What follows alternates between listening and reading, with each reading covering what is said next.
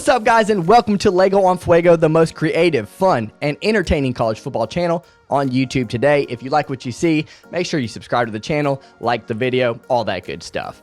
Now, I don't usually do this type of video. My mind just can't keep up with my mouth, or my mouth can't keep up with my mind. I don't know what it is, but I like to have edits, jump cuts, all that good stuff, because I just don't talk well. But I'm going to try. I'm going to give it a shot here, just to go over the rankings and try to diversify my channel just a little bit. So we're going to start off with LSU and Ohio State. I don't think anybody has any issues with that, the order or anything. Actually, I thought LSU probably should have been ahead of Ohio State last week, but they got it right this time around. Clemson at number 3. Got no issue with that at all. Yeah, they haven't really beaten anybody, but they also haven't lost to anybody, and they still look good, as they always do. Here's where we really kind of run into some troubles, is the Georgia area. I personally would have Alabama over Georgia. I think at some point I like the thought of humans being back there and not computers like we have with the BCS system. I think Alabama showed the other day, while it looked rough in a lot of areas, it looked better in its loss against LSU. Alabama has a lot of issues in their secondary, I'm going to tell you that. It's not just Joe Burrow who burned them. Joe Burrow's having a really good season. LSU's having a really good season throwing the ball and running the ball. But it's not just what LSU did. I've seen inconsistencies in Alabama's secondary specifically over the entire season. I've mentioned it over and over again. South Carolina going against Helinski, his first career start. They looked a little rough there. They looked rough against Ole Miss. There's been a lot of issues with that Alabama secondary. But outside of that, Alabama still proved that it's there, man. Like, Tua playing relatively hurt was just drilling his receivers. His receivers were getting open. His receivers are absolute studs. Najee Harris had himself a day. I mean, honestly, the offense definitely didn't disappoint. LSU has also had its rough patches on defense, but it's still a very good defense, and Alabama cut through it as if it was a sharp knife and not a butter knife. Okay, so I personally would have Alabama over Georgia there. I think Georgia is a very, very talented team, but they've looked rough in some instances, and in the biggest instance against South Carolina. You can't lose to South Carolina at home, but a lot of people want that to be Georgia's absolute downfall and just the reason why they can't get in, and that's just not true at all. I mean, they still beat Florida, and they still beat Notre Dame, and a lot of people are saying that Notre Dame doesn't deserve to be at 16. I've seen some commentators, some people on here say that. Well, if Notre Dame doesn't deserve to be at 16, then who would you put ahead of them? Okay, so let me talk about the teams that are below Notre Dame. Would you put App State ahead of Notre Dame? Would they beat Notre Dame? No. Kansas State? No. Navy? No. Oklahoma State? Nope. Boise State? That'd be a pretty good game, but Notre Dame would win. Iowa? No. Texas? No. Memphis? No. Cincinnati? No. So Notre Dame is where they are for a reason. The brand recognition, obviously I'm a Michigan fan, so maybe I'm a little bit biased here, but people always talk about brand recognition. At some point, you got to admit that Notre Dame is at least the 16th best team in the nation, or right around there. It's not like, a travesty that they're at number 16. So that's still a good win for Georgia. So yeah, I would have Alabama at 4, Georgia at 5. I have no problem with Oregon at 6, no problem with Utah at 7. I think both of those teams have shown to have good defenses. Oregon's shown to have a great offense, and Oregon's, like a lot of people are saying, they don't have none of these teams have good wins or great wins. But they still have good wins. They're still, have one loss. All this stuff is going to sort itself out. I think they deserve to be where they're at. I think on paper they look good, and in person they look good. So that is what it is. Now we got Minnesota at 8. I have no problems with this at all. I think Minnesota, I love the Minnesota story. I love PJ Fleck and all he stands for. I think they're a pretty dang good football team, and they proved that against Penn State. But that game was at home. You play at home sometimes, you play away sometimes. I think if they played away, they would have lost to Penn State. And there's a lot of teams ahead of them that I can't say that for. I think these teams would win on the road at Penn State. You can't just... People get too mesmerized by a team being undefeated. You can't forget what Minnesota looked like at the beginning of the season, struggling to beat some not so great teams. Fresno State, South Dakota State. Like, you can't forget those games. I mean, just because they beat Penn State, it's a whole body of work, and people don't seem to understand that. I think they put Minnesota right where they need to be. If they put them higher at 4 or whatever, everybody will just complain when they lose, possibly this week, probably this week. I think Iowa's going to beat them. Kinnick Stadium's not a fun place to play in November at all, no matter what kind of Iowa team they have. They're always good enough to win there in November. So I think they put them in the right spot, because if you put them at 4 and they lose, then everybody's like, see, they didn't deserve to be there in the first place, just like what happened with Penn State this past weekend. And Penn State did deserve to be there. They had wins over Michigan and Iowa, which were 2 teams in the committee's mind that were in their top 20. So, I mean, there's no reason why Penn State didn't deserve to be there. And now there's no reason why they didn't drop 1 spot below Minnesota, which I'm perfectly okay with, because Penn State's loss at Minnesota compared to Oklahoma's loss against Kansas State and almost lost against Iowa State. Oklahoma's not looked good lately. I've been calling it all year. I've said that Oklahoma's going to lose 2 games at least this year. My thoughts on that were, they had 3 times last year where they almost lost or did lose. Obviously, they lost the game to Texas. They had a close affair with Texas Tech in a game where, if Texas Tech quarterback did not get hurt in that game, he was playing pretty well. I think his name was Bowman. I think Texas Tech probably would have won that game. They were winning throughout until he got hurt. And then there was the Oklahoma State game where Oklahoma State went for 2, which, can we stop going for 2 in these instances? I mean, Iowa State just did it. Oklahoma State did it last year against Oklahoma. You're giving the better team a break, and you're taking all your hard efforts and you're making it all for naught, just like North Carolina did against Clemson. Listen, if you're a coach watching this, you're not, but if you're a college football coach watching this and you're the underdog team, way underdog, stop going for 2. I know it feels good to try to win it then and there, and you think you can possibly just beat them on 1 play. Most of the time you can't, and it's not a good idea. We've seen that. I mean, every now and then the 2-point conversion is converted, but it's usually by the better team.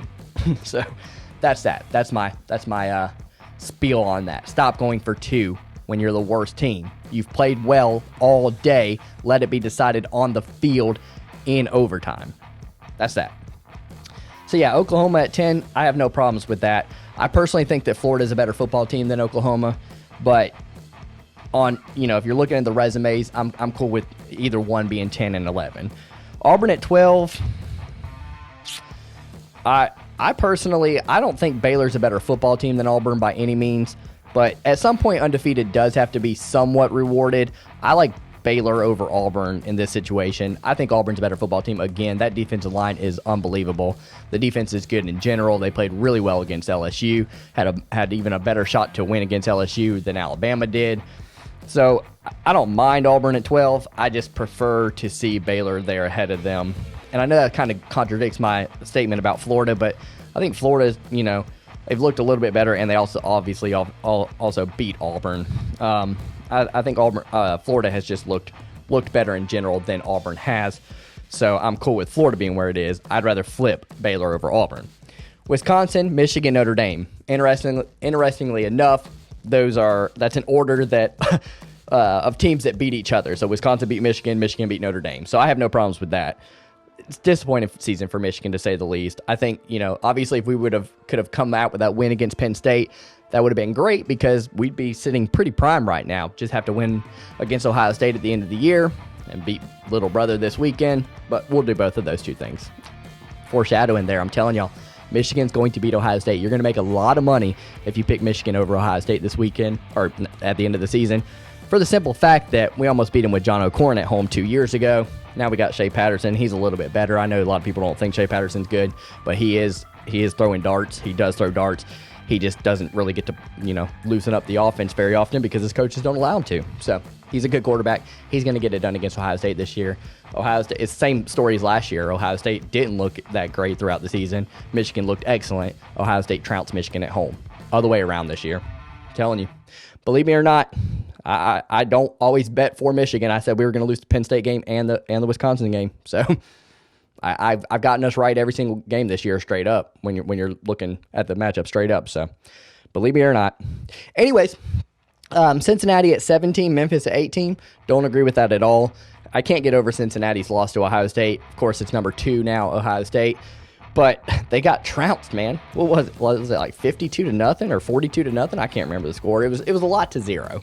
I'd like to see Memphis over Cincinnati in that scenario. Let's see. I haven't really looked too much into the rest, so this is just kind of going off the whim here. Texas at number 19, Iowa at number 20, Boise State at number 21. I don't think Boise State's looked exceptional this year. I have a lot of Boise State fans on here, so I apologize for saying that, but it's just, I think if you're being real with yourself, you would feel the same way. But I do think they deserve to be over Texas and Iowa. They've played some decent competition this year. It's not like a typical Boise State schedule where it's like just an absolute joke, or that's not anything they can help. They can't help their schedule. I think Boise State needs to. I think they've proven they're good enough to where a conference should take them in at this point, a bigger conference, a Power 5 conference. But that's just an opinion. I think after a while, if a team's that good for that long, you should bring them in. I mean, honestly. Take Boise State, put Boise State in the Big 12, and take out Kansas, if you really want to be fair. Oklahoma State at 22, Navy at 23, Kansas State at 24, App State at 25. Mostly agree with that across the board. I think I'd have App State ahead of Kansas State. That's about it. Just because App State's beaten North Carolina and South Carolina. Kansas State's got that win over Oklahoma, but it also has 3 losses compared to 1. So you do the math. 3 is more than 1. So that's pretty much how I feel about the top 25 rankings. I think they're more right than people think. Last week I had a lot of issues with it. Won't go over specifics. I should have made a video. But there were a lot of inconsistencies last week in comparison to prior years. So just for starters, you should have had LSU at 1 to begin with. I think Ohio State, obviously, I'm a Michigan fan, but Ohio State, I'm willing to admit, and I think you guys know here that I always admit that Ohio State's good. They're a great football team, but LSU, the committee has consistently gone resume, and LSU had a better resume. So they should have been 1 to begin with. If they were going to have Penn State ahead of Clemson, they should have had Penn State over Alabama for the same purpose, resume, and that's just the 2 off the top of my head. But all in all, this week, they got it right. I'm cool with it. So don't be listening to these other commentators, these other YouTube people. They don't know what they're talking about.